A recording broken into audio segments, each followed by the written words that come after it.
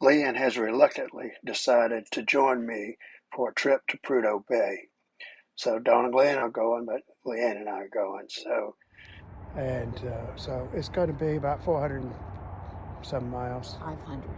And from here it's over 11 hours. We're going to try to make it today. We've got reservations for tomorrow to go on the bus tour out to the Arctic Ocean. I washed the truck yesterday so we could see out of it. It was really dirty. This is Alaska Highway 2. We're headed north to Prudhoe Bay. We're going to pick up Alaska Highway 11 North, which is a North Slope haul road, also known as Dalton Highway. The roads here are very similar to other roads that we've seen in the North Country of Canada and Alaska and Yukon territory. We saw two moose. Well, actually it's a mother moose, or a cow and a baby. And we saw two bald eagles flying around their nest. So if you look at the road here, squiggly lines, that's what Leanne tells me it's frost heave. I thought it would be broken pavement, but it looks like it's just these dips. Then we're going to see the Alaska pipeline for the first time on this road. And you can see it off in the distance. Some of it's underground so the animals can cross over without any trouble. James W. Dalton Highway. Welcome to the James Dalton Highway, gateway to the Arctic, the road to Prudhoe Bay. James Dalton, designated the Dalton Highway in 1981 by the Alaska legislature. The highway to the Arctic coast memorializes James William Dalton, a pioneer in northern Alaska petroleum exploration, transportation across roadless expanses, and construction in a permafrost environment. We're going down to 9% grade. The road has been pretty good so far. My ears are popping. Following the pilot car. There's that truck turning around. Arctic Circle is 60 miles, Coldfoot is 120, and Deadhorse is 360. Yukon River. We've been across the Yukon a few times. Actually, we went across the Yukon one time on a ferry. A wooden deck. Finger Mountain is just a small monument here on the side of the road on the Dalton Highway. Arctic Circle. Here is the turnout for Arctic Circle. Look, memes. Yeah. We made it to the Arctic Circle.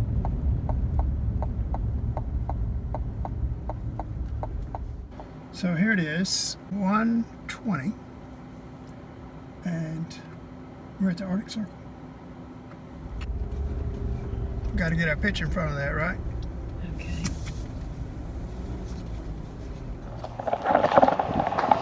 Arctic Circle. Yeah, do it fast. Arctic Circle, right here with all the mosquitoes. There must be thousands of them. There it is, latitude 66 degrees, 33 feet. Arctic Circle. We stopped again, and this is what we hear is Gobbler's Knob. The row of hills in the foreground is part of the Jack White Range, and then you can see the Prospect Camp right over there, those little white structures. And then behind that, you can see the Brooks Range. And the Brooks Range marks a continental divide separating the Arctic slope from the Yukon River drainage. Peaks in this range can reach over 9,000 feet. And then you got equipment at Pump Station 5, which is over here. And that relieves pipeline pressure by slowing the flow of oil descending from the Brooks Range. The Pump Station 5 was built on a refrigerated foundation that keeps the building's heat from melting the permafrost. The Yukon recorded the lowest temperature in North America, -82. This place recorded the coldest temperature in America. Oh, in America. -80. I got you. We have arrived at the Arctic Interagency Visitor Center, and this is where the Brooks Range is. So we're going to take a stop here, go in and see what we find, and then this is where Coldfoot is, and we'll get some fuel and things like that. So here we are. The Arctic Interagency Visitor Center. Received our certificate from the Interagency Department here in the Visitor Center, a certificate of crossing the Arctic Circle and on the Dalton Highway in the land of the midnight sun. The back of our certificate was a write-up about understanding Alaska's midnight sun. So this is Coldfoot truck stop, the northernmost truck stop in North America, is what I understand. And I'm getting some gas. No, $7.50 a gallon now. And here's the post office at Coldfoot. And they have all kind of trucks. I see a helicopter in the distance there. You can eat here, have food. Whatever else, I don't know. But this is the last, next to the last fuel stop before we get to Deadhorse. $116 for 15 gallons. There's some damage to the bridge here, kind of washed out around the edges. So it's one lane. You can see the red cones down below, orange cones. We were told at the visitor station that this was the case. But it's okay to go across the bridge, they said. You can see on the right side there was kind of washed out. But it's all good. Brooks Range ahead of us. We have confirmed that is the Brooks Range. We have a good section of paved road for a change. But that will not last very long. We're going to go back to potholes, broken asphalt, and gravel, dirt. A pretty mountain right there. It is pretty, but the Canadian Rockies and even the Rockies in the Montana area are just as grand, if not better. It's another interesting mountain there. Interesting colors in that mountain. What's the name of the pass? Like Moonigan or something? Antigun. Road is pretty rough. Oh yeah, look at the mountains on the other side of this pass here. This video is going to be so shaky you won't be able to look at it. So this is mile marker 237. And something was 238. What was that? Honey, I don't know. Some kind of chandelier shelf. 238. 244 is the pass. Oh, 244 is pass.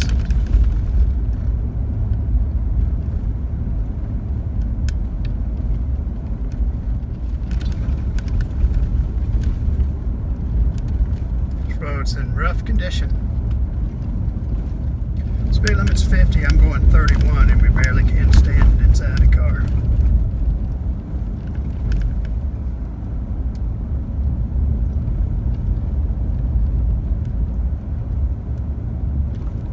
Galbraith, 34 miles, 173 to Deadhorse.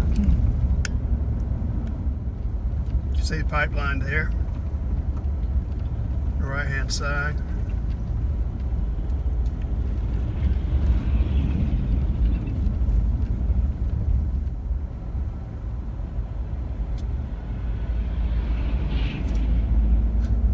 Pretty through here though, isn't it? Yeah. Look at that hill here to the left, Leanne.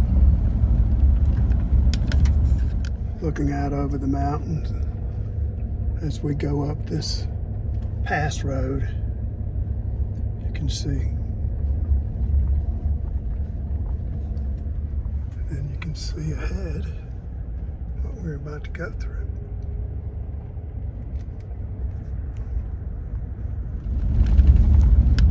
Guardrails and all torn down. They said it was an avalanche area. Signs back away. I'll check the elevation here in a little bit. Look at the patches of snow out there. It's beautiful. You think this was the pass? I assume. This has been the prettiest thing we've seen.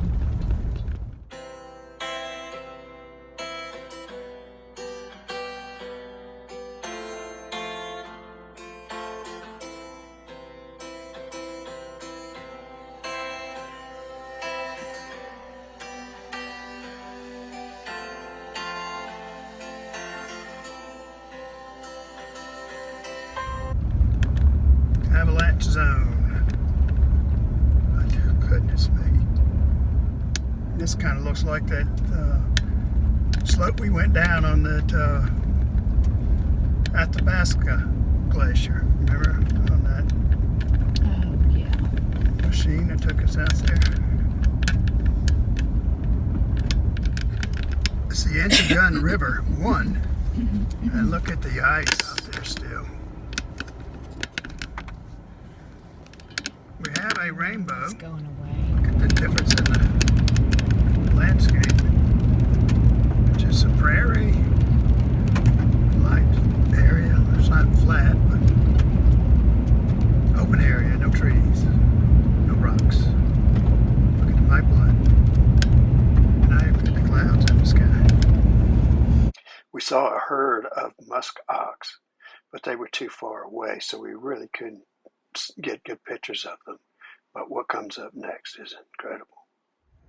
They're like big woolly mammoths. Oh my gosh, they're so big. I bet their coat's warm.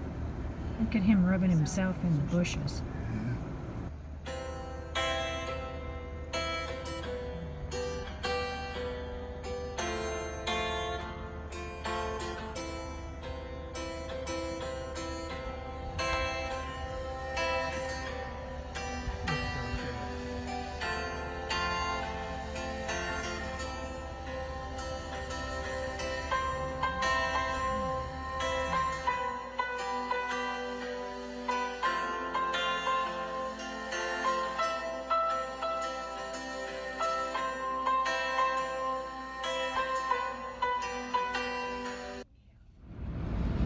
We are 37 miles outside of Deadhorse, and everything's still frozen up here, looks like. You see in the distance, ice on the banks.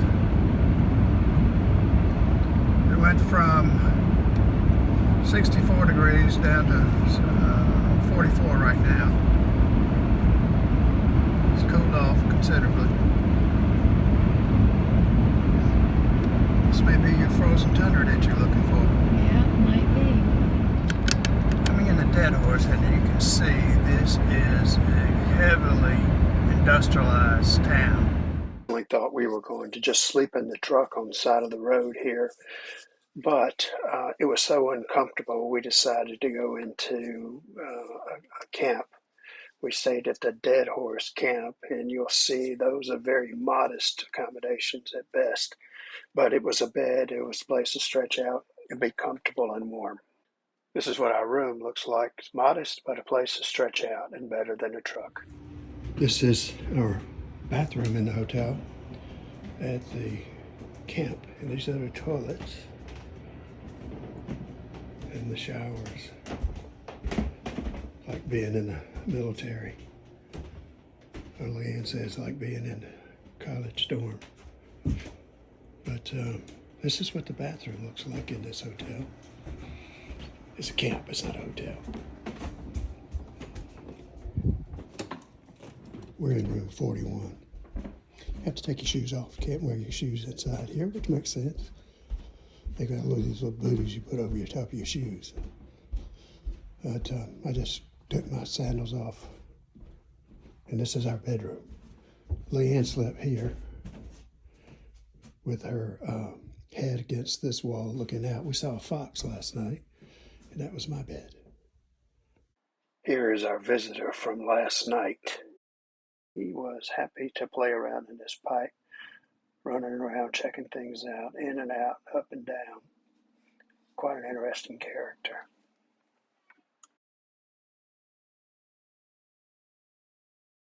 This is the Deadhorse Camp in the back, and we have to meet the Arctic Ocean shuttle. We have to go and check in over there. I see a bus. And this is the room we stayed in. Oh, the truck. Look at the truck. You can see how dirty the truck is now compared to when we left Fairbanks. Look at that. And the tonneau cover is not working. The driver's side is worse because I met the trucks on the road. The front should not be so bad because it wasn't being towed like it was when we came across the top of the World Highway. I wanted to show what the elevation was of Prudhoe Bay and also that there is no sunset today. Where we just departed from, we do rent rooms, but our rooms are kind of authentic work camp rooms. The buildings that we use and we rent out as hotel rooms are in a building that was actually, hauled off the oil field back in probably the 80s or 90s. So our accommodations are cozy, but they're not luxurious by any means. Getting off the warm bus, notice the temperatures and about to get into the cold air. Leanne is coming. Two, it was two. So this is the area of the Arctic Ocean that we've come to. And this is called the dock here. I'm not quite sure what the dock does, but all these people are on this bus with us coming out here. And so there's two places that you can get in the water. One is here. It gets deeper quicker or faster. And it's cold. And it is cold. It's 2 degrees Celsius. I guess that's about 34 Fahrenheit, I think is what I saw. And the other place is on this side. It's a little more shallow there. So, yes, submerging my body in this water may not be an option.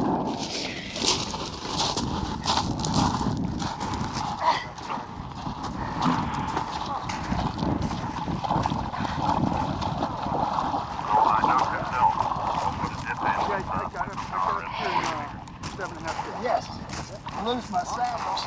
Yeah. Uh-oh. Oh, it's muddy there. Really muddy. Yeah, muddy.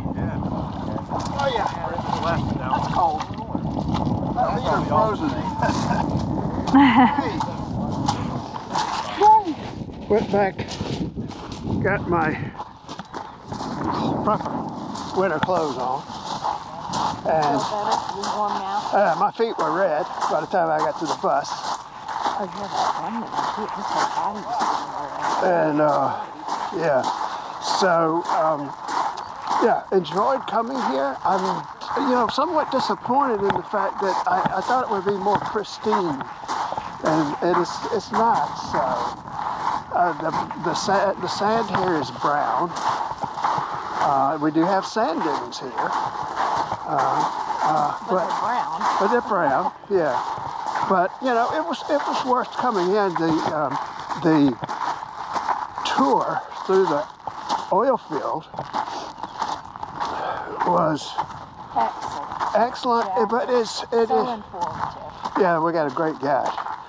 But it's such an industrialized site. Nobody actually lives here, and we were told that people work 2 weeks on and 2 weeks off, and the lowest paid person is about $150,000 a year. But yeah, machinery everywhere.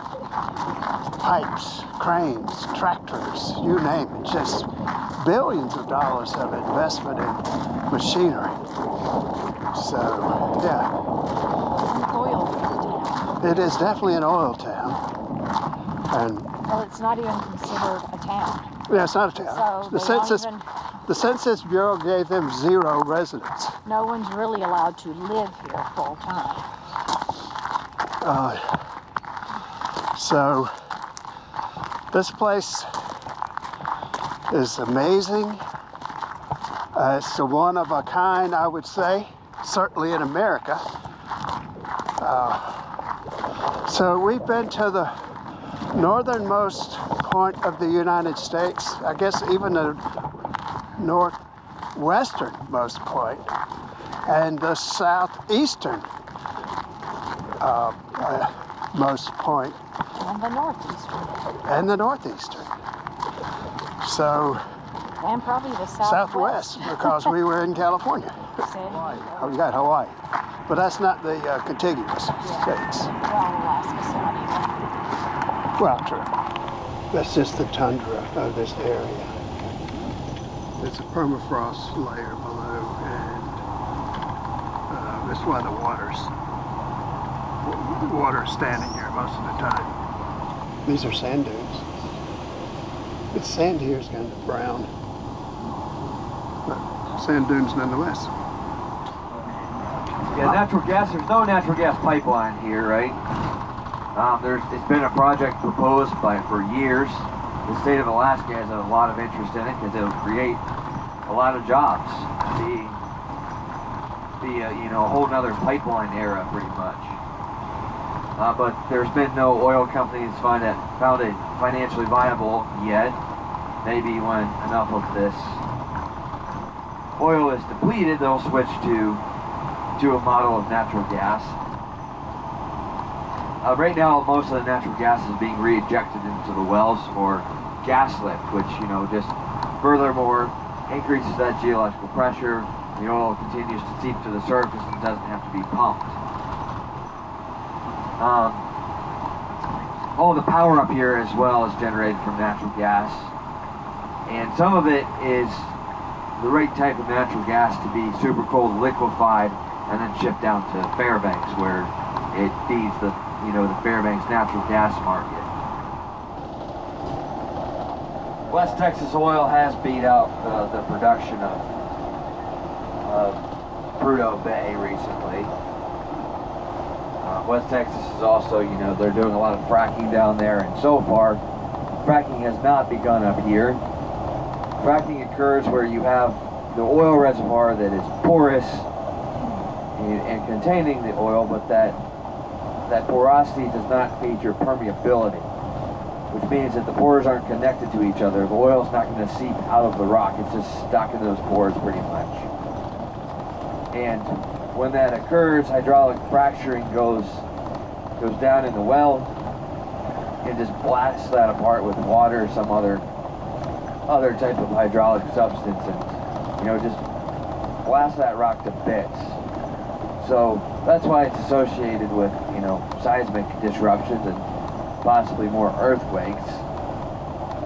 And up here off the rock is naturally allowed to seep to the surface, except there is the Lisburn that's in limestone, and it's just not as permeable. So maybe in the future it becomes a target of fracking. We'll see. And I would say if there's earthquakes happening after that that haven't occurred up here before, we're not really near any fault lines up here. There's fault lines in the Brooks Range, but they're kind of well within the Brooks Range. The training center is actually a vocational school. It used to be over in Utqiagvik or over in Barrow, and it's part of a college there. But they've now moved it to here because that training center, that they were training for the jobs right here, so they might as well move the school over to where they can actually do the work and learn hands-on. Drill rigs from neighbors drilling. Here we get a chance to look at the ice on the water still here in the Arctic region. Upon returning to the Deadhorse Camp, Leanne and I got our certificates as members of the Arctic Polar Bear Club. This is what the truck looks like on Sunday morning when it's dry. Look how caked up that mud is in there on the running board. You can see that? All of that is thick on the door, on the bumper,